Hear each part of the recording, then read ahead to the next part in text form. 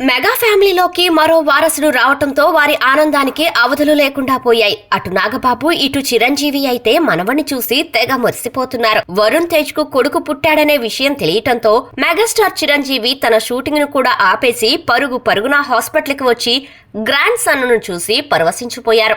ఇక వరుణ్ తేజ్ లావణ్య దంపతులైతే తమ కొడుకును చూసుకుని పట్టరాని సంతోషాన్ని వ్యక్తం చేశారు. మనవడు రాకతో మెగా ఫ్యామిలీకి అన్ని కలిసి వస్తున్నాయని చెప్పాలి. ఇక మెగా హీరో వరుణ్ తేజ్ లావణ్య త్రిపాఠి దంపతుల గారాల పట్టికి నామకరణం కూడా చేశారు. హనుమంతుడి తెగువు ధైర్యం కలిసొచ్చేలా వాయు తేజ్ కొణిదల అని పేరు పెట్టారు. ఈ విషయాన్ని సోషల్ మీడియా ద్వారా అభిమానులతో పంచుకున్నారు.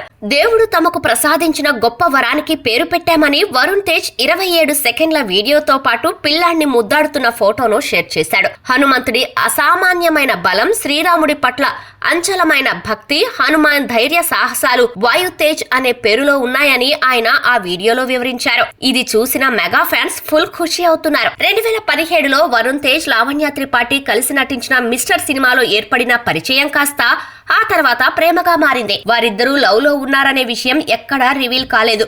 చాలా సీక్రెట్ మెయింటైన్ చేశారు. ఇరు కుటుంబాల్లో వారి పెళ్లికి ఓకే చెప్పిన తర్వాతనే వారి లవ్ స్టోరీ బయటకు వచ్చింది.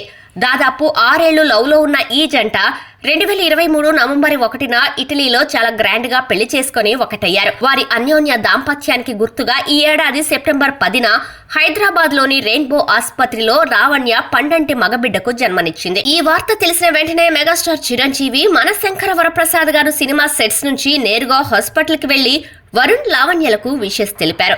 కొడుకు వాయు రాకతో వరుణ్ తేజ్ లావణ్య దంపతులు ఫుల్ ఖుషీగా ఉన్నారు. ఇక మెగా కుటుంబంలో ఆనందాలు వెల్లివిరిశాయి. వారి అభిమానుల ఆనందానికి హద్దుల్లేవనే చెప్పాలి. మా మెగా కుటుంబంలోకి మరో వారసుడు వచ్చాడంటూ అభిమానులందరూ పండుగ చేసుకుంటున్నారు.